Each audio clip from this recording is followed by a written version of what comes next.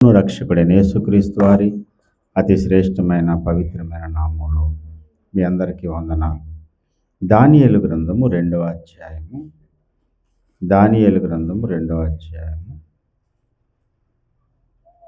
28వ వచనం. అయితే మర్మములను బయలుపరచగల దేవుడొకడు పరలోకమందున్నాడు. అంచె దినముల యందు జరగబోవు దానిని ఆయన రాజగు నెబుకద్నెజరునకు తెలియజేశాను. తాము పడక మీద పరుండి ఉండగా తమరి మనసులో కలిగిన స్వప్న దర్శనములు ఏమనగా, దేవుడి పరిశుద్ధ వాక్యమును మన వినికిడిలో ఆశీర్వదించినట్లు ప్రార్థన చేద్దాం. ప్రేమగల మా తండ్రి, పరిశుద్ధుడా, సమయంలో నాతోనూ నీ పిల్లలతో మీరే మాట్లాడండి. తేటగా సూటిగా మాట్లాడి మా హృదయాలను తెప్పరేలా చేయండి. వ్యతిరేకంగా పనిచేస్తున్న సాతాను శక్తులను బంధించండి. నీ సన్నిధి కాంతిని మా మీద ప్రకాశింపచేయండి. ప్రతి విధమైన ఆటంకము తొలగిపోవునుగాక.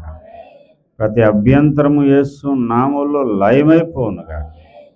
మీరే మాతో మాట్లాడి మా హృదయాలను ప్రభువా తండ్రి రంజింపచేయమని యేసు పుణ్యనామమును వేడుకుంటున్నాం పరమ తండ్రి, ఆమేన్. ప్రభువునందు ప్రియమైన దేవుని బిడ్డలారా, దానియేలు దేవునికి ఎందుకు ప్రియుడైపోయాడు?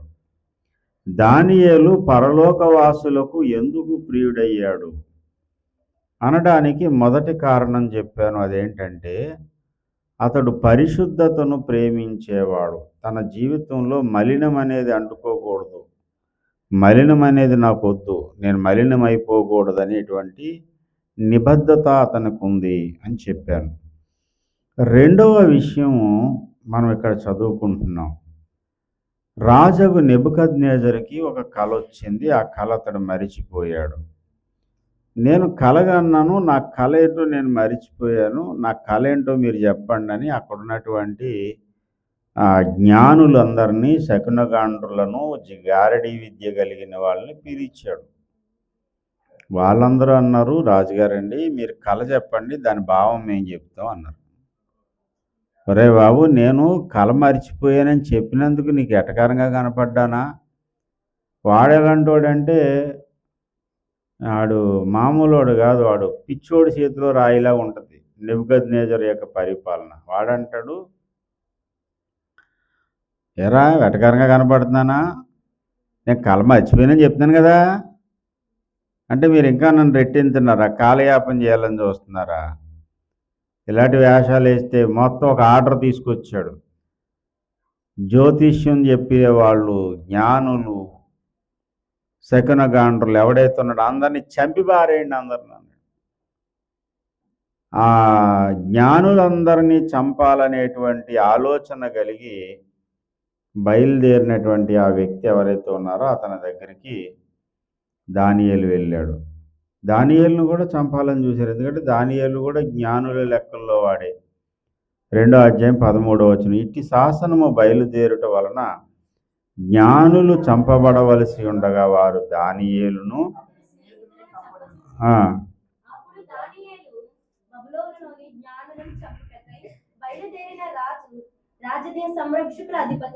రాజదేహ సంరక్షకుల అధిపతియగు అర్యోకు దగ్గరకు పోయి, బాబు మీరు చంపాలనుకుంటున్నారు కదా జ్ఞానులందరినీ, ఒక చిన్న అవకాశం ఇవ్వండి. ఏంటి అవకాశం అని అంటే, కొంచెం గడువు కానీ మాకు ఇస్తే. ఏమని దానియేలు అతన్ని అడిగాడంటే, రాజునొద్ద నుండి ఆజ్ఞ ఇంత త్వరగా వచ్చుట ఏమని దానియేలు రాజు యొక్క అధిపతి అయిన అర్యోకు అర్యోకు ఆ సంగతి దానియేలుకు తెలియజెప్పాను. అప్పుడు దానియేలు రాజసన్నిధికి పోయి,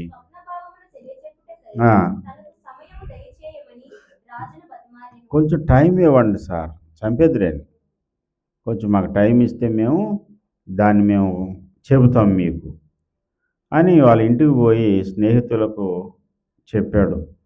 ఈ షడ్రక్, మేషక్, అబేద్నెగోలకు చెప్పాడు, అందరితో పాటు మనం చచ్చిపోకూడదు, మనం బ్రతకాలి, అనేకులను బ్రతికించాలి. కాబట్టి రాజు అడిగినటువంటి ఈ విషయాన్ని దేవుడు బయలుపరచగలడు. అతడి కల వచ్చింది, ఆ కల ఏంటో దేవుడు చెప్పగలడు. రండి మనం ప్రార్థన చేద్దామని దేవుని సన్నిధిలో ప్రార్థన చేశాడు. ప్రార్థన విని దేవుడు జవాబిచ్చాడు. ఇచ్చిన దేవునికి కృతజ్ఞతాస్తుతులు చెల్లించాడు. ఇలా దేవుని స్తుతించిన తర్వాత ఈ అర్యోకు దగ్గరికి వెళ్ళి చెబుతున్నాడు, నన్ను రాజు సన్నిధికి తోడుకుని పో, నేను ఆ కలను దాని భావాన్ని రాజుకు నేను చెబుతాను అన్నాడు. 26వ వచనంలో రాజు అంటాడు, నేను చూసిన కలయు భావమును తెలియజెప్పుట నీకు సఖ్యమా? బెల్తెషాజరు దానియేలును అడగగా, అంటే డైరెక్ట్గా దానియేలు అంటాడు, నాకు సఖ్యమే అని అన్నాడా? పొరపాటును కూడా ఆ మాట అనలేదు. రాజు అడిగిన ఈ మర్మము జ్ఞానులు కానీ, గారడి విద్య గలవారు కానీ, శకునగాండ్రులు కానీ, జ్యోతిష్కులు కానీ చెప్పజాలరు. అయితే మర్మములను బయలుపరచు దేవుడొకడు. హల్లెలూయా. రాజు దగ్గరికి వెళ్ళి నేను కలభావం చెప్తానంటే ఈ అర్యోకు అంటాడు కదా, చెరపట్టబడిన యూదులలో నేను ఒకడిని కనుగొన్నాను, రాజు యొక్క కళను దాని భావాన్ని చెప్పడానికి అతడు సమర్థుడని రాజు సన్నిధికి తోడుకుని పోయాడు. ఓహో, నువ్వు చెప్తావా? నా కలభావం చెప్పడానికి నీకు ఆ జ్ఞానం ఉందా అనగానే ఈయన అంటాడు, రాజుగారు అడిగింది చాలా కఠినమైందండి, అది ఏ శకునగాండ్రులు ఎవరో చెప్పలేరు, కానీ ఈ మర్మమును బయలుపరిచే దేవుడు ఒకడు ఆకాశమందు ఉన్నాడు. అంటే ఇక్కడ తనకి దేవుడు సామర్థ్యం ఇచ్చాడు, కానీ తన సామర్థ్యాన్ని, తన శక్తిని బయటికి చెప్పకుండా అనువుగాని చోట కూడా దేవుని మహిమపరిచాడు దానియేలు. దేవునికి ఎవడు ప్రియుడవుతాడో తెలుసా? అన్ని చోట్ల దేవుణ్ణి హెచ్చించేవాడు. దేవునికి స్తోత్రం. దేవుణ్ణి ఎత్తి పెడతాడు ఎక్కడైనా సరే. ఆయన హెచ్చవలసి ఉన్నది, నేను తగ్గవలసి ఉంది. మరి ఏమనుకుంటున్నారు? నాకున్న టాలెంట్ మామూలుది కాదు సార్, నేను ఎంత నిమిషంలో చెప్పేస్తాను రా అని చెప్పు. అతిశయము అహంభావము కలిగిన వాడు ఏనాడు దేవునికి ప్రియుడు కాలేడు. పరిశుద్ధతను ప్రేమించేవాడు దేవునికి ప్రియుడవుతాడు. దీనత్వము కలిగిన వాడు దేవునికి ప్రియుడవుతాడు. స్తోత్రం. దీనత్వం ఉన్నవాడు తనకిచ్చిన దేవుని సామర్థ్యాన్ని దాచుకుని దేవుని హెచ్చిస్తాడు. నేను టాలెంటెడ్ పర్సన్ అండి, నేను ఏదన్నా చేయగలను, నాకు ఏమన్నా వచ్చని తనకున్న తలాంతులు బయట పెట్టాలని చూడడు. తనకిచ్చిన తలాంతులను ఏ దేవుడైతే ఇచ్చాడో ఆయనను హెచ్చించాలని చూస్తాడు. ప్రియమైన దేవుని బిడ్డలారా, నువ్వు ఏ స్థలములో ఉన్నా, నువ్వు ఏ ప్రాంతంలో ఉన్నా, ఏ ఉద్యోగం చేస్తున్నా, ఏ జీవనోపాధి చేస్తున్నా, నీవున్న స్థలంలో, నీవున్న స్థానంలో దేవుణ్ణి హెచ్చించాలని చూడు. దేవునికి స్తోత్రం. దేవుడు సమర్థుడు, దేవుడు బయలుపరచగలడు, దేవుడు చేస్తాడు అని దేవుణ్ణి హెచ్చించేటువంటి వ్యక్తి హెచ్చింపబడతాడు. 47వ వచనం చదవండి. మరియు రాజు, ఈ మర్మమును బయలుపరుచుటకు నీవు సమర్థుడవైతివే. నేను సమర్థుడని చెప్పుకున్నాడా? చెప్పుకోలేదు. మళ్ళీ పైగా 30వ వచనం, ఇతర మనుషుల కంటే నాకు విశేష జ్ఞానం ఉండుట వలన ఈ మర్మము నాకు బయలుపరచబడలేదు. రాజుగారు మీకు ఆ భావం తెలియజేయాలని దేవుడు అనుకున్నాడు గనుక ఆ విషయాన్ని దేవుడు దాన్ని తెలియజెప్పాడు.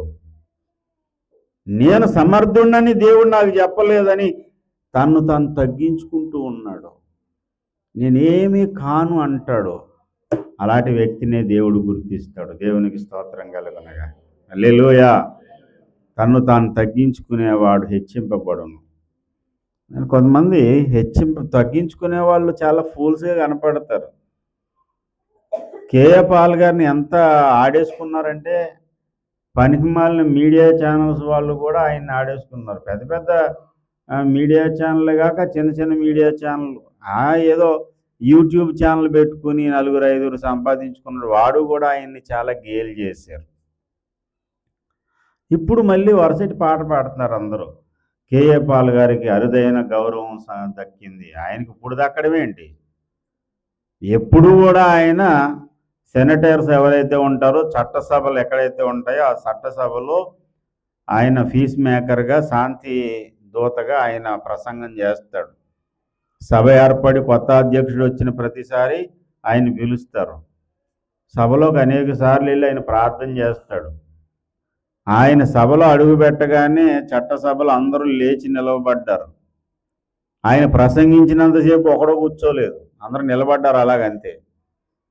ఆయన లెవెల్ ఏంటనంటే అసలు డొనాల్డ్ ట్రంప్ సెకండ్ టైం ఓడిపోవడానికి కారణం ఈయనే. డొనాల్డ్ ట్రంప్ నెగ్గకూడదని ఆయన మీద పుస్తకం రాసి రిలీజ్ చేసి అమెరికాలో ప్రచురించాడు కేఏ పాల్ గారు.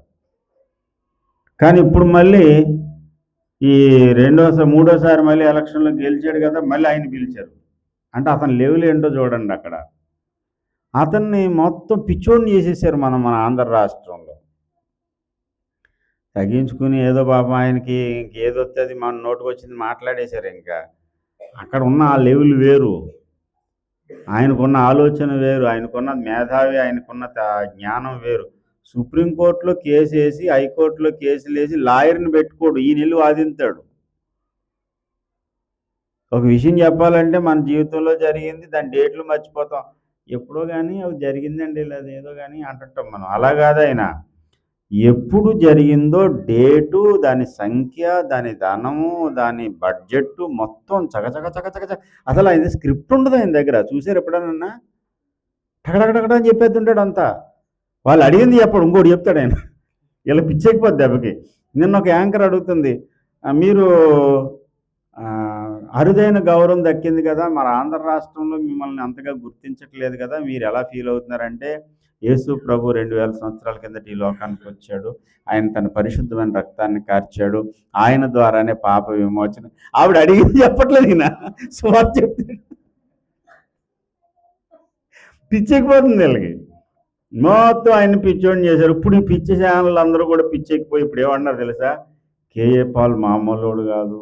నేను ఇదే విషయాన్ని మీకు జ్ఞాపకం ఉందో లేదో, వీళ్ళందరూ కోడై కోస్తున్నప్పుడు పిచ్చోడు అంటున్నప్పుడు నేను అన్నాను, మీకు జ్ఞాపకం ఉందా? ఆయన పిచ్చోడు కాదురా బాబు, ఆయన సంగతి మీకు తెలియదు, ఆయన మామూలు వ్యక్తి కాదు, దేవుడు చాలా ఉన్నత స్థానంలో ఉంచాడు. ఒక ఎమ్మెల్యే ఎంపీతో మాట్లాడడానికే భయపడతారు. అగ్రరాజ్య ప్రెసిడెంట్ ఈయన వస్తున్నాడంటే వణికిపోతాడు, వంగి నమస్కారాలు పెడతాడు. ఏం లెవెల్ చూడండి అసలు. వీళ్ళని ఎవడన్నా రానిస్తారా? సెనేటరియన్ సభలోకి రానిస్తారా ఎవడన్నా? ఈయన విమర్శించిన మీడియా ఛానల్లో రానిస్తారా? పైగా అతనికి ఎన్ని కోట్ల రూపాయలు ఆస్తుందో ఆయనకే తెలియదు. ఎన్ని ఆస్తులు ఉన్నాయో ఇప్పుడుకొచ్చి ఆయనకి తెలియదు. అన్ని ఆస్తులు ఉన్నాయి. అలాంటి పిచ్చోడుగా చూస్తారు.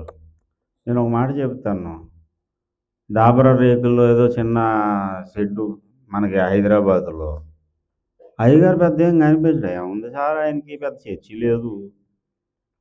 సమాజం దృష్టిలో దీనత్వంగా ఉన్న వాళ్ళుగా ఉంటారు, కానీ వాళ్ళు మామూలు వాళ్ళు కాదు సార్. ప్రపంచాన్ని శాసించేవారు అవుతారు. దేవునికి స్తోత్రం కలుగునగా. ఆనాడు దానియేలుకి ఎలాంటి జ్ఞానము దేవుడిచ్చాడో ఈ దినం ప్రవక్త ఓఫీర్ గారికి అటువంటి జ్ఞానం ఉంది. కానీ చూడడానికి ఎలా కనపడుతున్నాడు ఆయన? ఏముందండి, ఆయన పెద్ద చర్చి ఉంది, ఆసియాలో అతిపెద్ద చర్చి, ఈయనకేదో చిన్న గుడిసెలా ఉంది. ఇప్పుడు కూడా అయ్యగారిది రేకు చెట్టు కూడా కాదు అది. పైనేమో తరపాలిన బరక లాంటిది వేసి ఏదో వేశారు, కిందనేమో ఎదురు తడకలు లాంటివి వేశారు. తడకల మీద బరకం వేశారు. తడకల మీద బరకం చూడడానికి దీనంగానే కనపడతారు. ఎందుకనంటే దానియేలు కోటలో భక్తులందరూ కూడా ఎప్పుడు ఏం చేస్తారంటే, ఆయన హెచ్చవలసి ఉన్నది, నేను తగ్గవలసి ఉన్నది. కేఏ పాల్ గారు కూడా ఎవరితో మాట్లాడకుండా పెద్ద బిల్డప్లు ఇచ్చుకుంటూ వెళ్ళాడు అనుకోండి, వీళ్ళందరూ ఒంగొంగి నమస్కారాలు పెడతాడు. ఆయన అందరితో కలిసిపోతాడు. ఎవరన్నా రోడ్డు పక్కన టీ ఉంటే టీ తాగేస్తాడు రా అని చెప్పి భుజం మీద చేసి సెల్ఫీ ఇచ్చేస్తాడు. అందరికీ కూడా అందరితో కలిసిపోతాడు. ఆయన కలిసిపోయి కూడా అందరూ ఎలా కనపడతారంటే తిక్కలోళ్ళ కింద కనపడతారు జనాలకి. ఏం చేయాలంటే డిస్టెన్స్ మెయింటైన్ చేయాలి. నాతో కలిసి కాఫీ తాగాలంటే 5,000 కానుక, నీ భుజం మీద చెయ్యేసి నేను ఫోటో దిగితే 10,000 కానుక, నీ ఇంటికి వచ్చి నేను భోజనం చేయాలంటే 1,00,000 రూపాయలు కానుక అని ఎలాగా రేటు ఫిక్స్ చేసేస్తే, అమ్మో ఆయన నీడబడింది, ఆయన అది పడింది, ఇది పడింది. నేను చూశానండి పెద్ద పెద్ద దైవజనుల్ని, వాళ్ళు ఎంత సింపుల్గా ఉంటారంటే మనకే ఆశ్చర్యం అసలు. ఇక్కడ ఒక దైవజనులు ఉన్నారు రామచంద్రపురంలో. ఆయన నడిపించే హాస్టల్స్ కానీ, ఆయన చేసే సేవ కానీ, నాకు తెలిసి అంత సేవాభారంతో చేసేవాళ్ళు కనిపించరు. హాస్టల్లో పిల్లల్లా చూడరు వాళ్ళు, సొంత బిడ్డల్లా చూస్తారు. నిన్న ఆ హాస్టల్కి అనుకోకుండా వెళ్ళాం. మేము అనుకోలేదు, పాస్టర్ గారు నేను వెళ్ళి జస్ట్ పలకరించి వద్దాం, కొత్త హాస్టల్ కడుతున్నారంటే చూసొద్దామని వెళ్ళాం. వెళ్ళేసరికి పాస్టర్ గారితో మాట్లాడుతూ ఏదో అనుకోకుండా వచ్చేసింది, ఈరోజు మా పాస్టర్ గారు పుట్టినరోజు అండి అని. అలాగండి పాస్టర్ గారు అని చెప్పి, అరే పిల్లలు అన్నారు. అందరూ వచ్చేసారు, పిల్లలు బలబల వచ్చిన తర్వాత, ఈరోజు పాస్టర్ గారు పుట్టినరోజురా, మనం అందరం పాట పాడదామని చెప్పి ఒక పాట పాడి హ్యాపీ బర్త్డే చెప్పి అంతా చేద్దాం. నాకు సౌండ్ లేదు అసలు. వాళ్ళ స్టేజ్ ఏంటి, మనం ఏంటి అసలు అండి. పెద్ద ఎకరం భూమిలో కడుతున్నారు హాస్టల్, పెద్ద హాస్టల్ కడుతున్నారు. ఎంత సింపుల్ అంటే మామూలుగా లేరు వాళ్ళు. నేను ఎప్పుడు చెప్తాను, దేవుడు ప్రేమించే వ్యక్తులు, దేవుణ్ణి ప్రేమించే వ్యక్తులు, దేవునికి దగ్గరగా ఉండేవాళ్ళు అనుకోగలిగి ఉంటారు, దీనులై ఉంటారు. దేవునికి స్తోత్రం. చాలా తగ్గించుకుంటారు. మేమేమీ సిద్ధపడలేదు, ఏమీ లేదు. అది పుట్టినరోజు అడావిడి ఏం చేసేది ఏం లేదు. వెంటనే పరిగెత్తుకుని వెళ్ళి ఒక కేక్ తీసుకొచ్చి పిల్లలకి కేకులు డ్రింకులు ఇచ్చి, మాకు మాత్రం నిన్న చాలా సంతోషం అయిపోయింది. అందులో అనాథ బాలులు ఉన్నారు, అంధులు ఉన్నారు, మానసిక వికలాంగులు ఉన్నారు. అందరూ కూడా సంతోషించారు. అంతకంటే ఎక్కువగా మేము సంతోషించాం. ఆ పాస్టర్ గారు కూడా ఎలాంటి ఆయన అంటే, ఎక్కడైనా హాస్టల్ పిల్లలకు ఒక రకమైన ఫుడ్ని, వీళ్ళకి ఇంకో ఫుడ్ ఉంటుంది కదా. అమ్మగారు అంటున్నారు, నేను హాస్టల్లో పెరిగాను, చదువుకున్నాను, హాస్టల్లో ఉద్యోగం చేశాను, ఇప్పుడు హాస్టల్ నడిపిస్తున్నాను, నేను హాస్టల్లోనే జీవితం అంతా జరిగిపోయింది అంటున్నారు. ఆ పిల్లలు ఏదైతే తింటారో వీళ్ళు అదే తింటారు.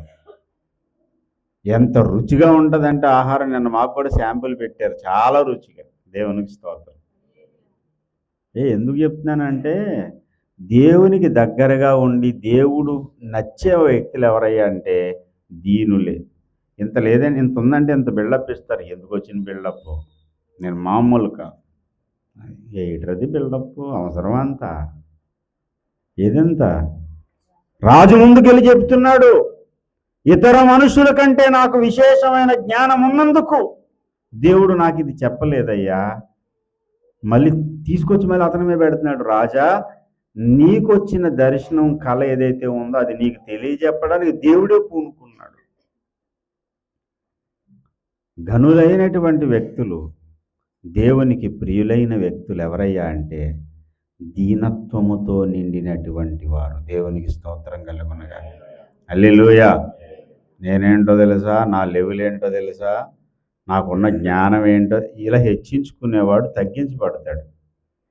నీవు ఎంత సమర్థుడివైనా, ఎంత జ్ఞానివైనా, దేవుడు నీకు ఎలాంటి తలాంతులు ఇచ్చినా, ఎంత ఒదిగిపోతావో, ఎంత తగ్గి ఉంటావో, ఎంత అణిగిపోతావో అంతగా దేవుడు నిన్ను హెచ్చిస్తాడు. రానున్నటువంటి మన ముందున్నటువంటి వారం దినాల్లో, మన జీవిత కాలంలో ఈ సత్యాన్ని మనం గట్టిగా చేపడదాం. నువ్వు ఏ స్థలంలో ఉన్నా నువ్వు పూర్తిగా కనుమరుగైపో. దేవుణ్ణి ఎత్తిపెట్టు, దేవుని సిలువని ఎత్తిపెట్టు, దేవుని నామాన్ని మహిమపరచు. దేవుణ్ణి మహిమపరిచేవాడు తప్పకుండా మహిమపరచబడతాడు. నన్ను గణపరచు వారిని నేను గణపరుస్తానన్నాడు దేవుడు. దేవునికి స్తోత్రం. ఇదే స్థానంలో మనం ఉంటే ఏం చేస్తాం? రాజుగారు ఎంత నిమిషం తేల్చి పడేస్తాను, దా చెప్పు నీ కళ, నీ దర్శనం, నేనెంత, నాకెంత, పేక ముక్కల ఇసిరి పడేస్తాను ఏంటి? ఈ లెవెల్లో ఉంటుంది వ్యవహారం. ఇంత సమర్థుడని తీసుకెళ్తే నేను సమర్థుడిని కాదు, దేవుడు సమర్థుడని దేవుణ్ణి హెచ్చించిన దానియేలులాగా అన్ని స్థలాలలో దేవుణ్ణి హెచ్చిందాం. అప్పుడు దేవుడు నిన్ను హెచ్చిస్తాడు. అటువంటి జ్ఞానము కృప దేవుడు మనందరికీ అనుగ్రహించునుగాక. ప్రార్థన చేద్దాం. ప్రార్థించండి. ప్రార్థన ప్రార్థన ప్రార్థన